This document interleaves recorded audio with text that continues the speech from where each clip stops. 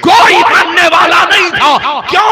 اس لیے کہ اقتدار کی طاقت دشمنان اسلام کے ہاتھوں میں تھی. مگر بات جب مصطفیٰ کریم نے ہجرت کی ہے اور آپ جانب مدینہ تشریف لے کر کے گئے، تاریخ بتاتی ہے مصطفیٰ کریم رؤوف الرحیم صلی اللہ علیہ وسلم نے سارے سیاسی انتظامات اپنے ہاتھ میں لیے.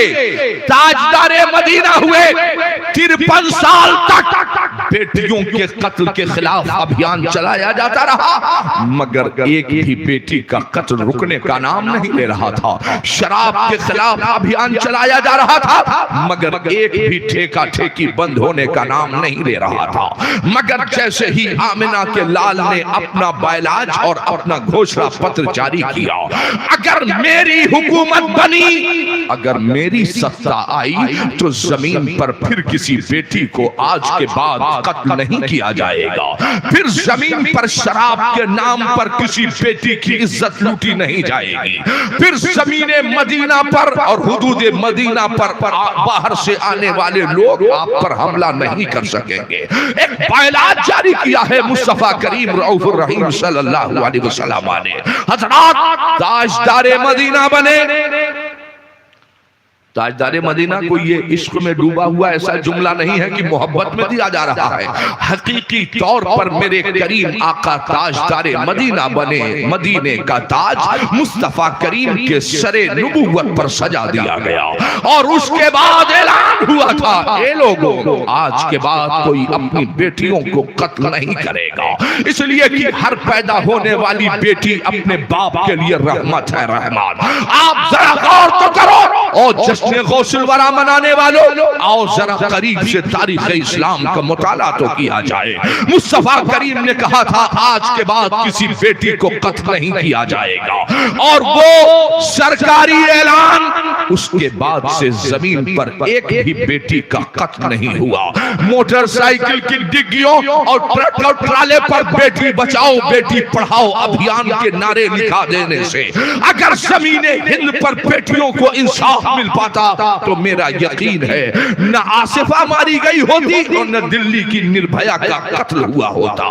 مگر اس کائنات میں سب سے پہلے اگر کسی نے ظلم کے خلاف، تشدد کے خلاف اگر کسی نے ابھیان چلایا ہے، آپ کو لگتا ہے مسلمانوں نے اپنے پیغمبر کی تاریخ نہیں پڑھی. اس کائنات میں سب سے پہلے اگر کسی نے شکشا، تعلیم و تعلم کی بات کی ہے تو صرف شکشا ابھیان کا نعرہ ہماری حکومتوں نے نہیں دیا تھا.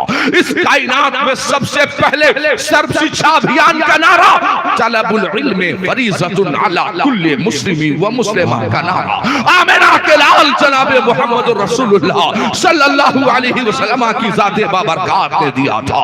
ایمانداری سے سوچو، اس زمین پر اعلان ہو رہا ہے دلت اور پچھڑے طبقات کو انصاف ہم نے دیا، مگر آپ نے اپنے پیغمبر کی تاریخ زمانے والوں کو نہیں بتائی کہ اس پورے برہمانڈ پر، پوری دھرتی پر سب سے پہلے اگر کسی نے دلت اور پسماندہ طبقات کو انصاف دیا ہے تو آمنہ کے لال نے ملک حبش سے آنے والے بلال حبشی کے ہاتھ کو پکڑا ہے اور خانہ کعبہ کی چھت پہ چڑھا کے مؤذنوں کا امام بنا دیا ہے.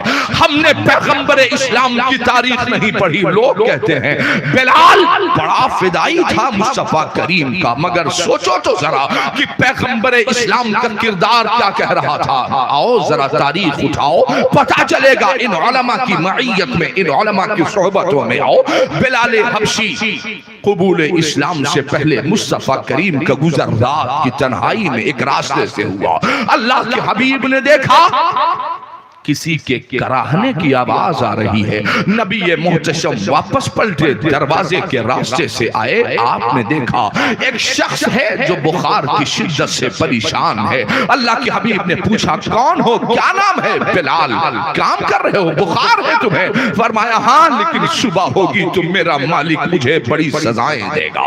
اتنا کہنا تھا. نبی محتشم نے یہ نہیں کہا پہلے میرا کلمہ پڑھو، ایک اللہ کے ہونے کا اعلان کرو. نہیں، سب سے پہلے اللہ کے حبیب نے کیا کیا جانتے ہو؟ میں آج بھی آپ سے کہہ کے جا رہا ہوں، بھارت میں اس سے اچھا موقع اسلام کی تبلیغ کا کوئی اور نہیں ہو سکتا ہے۔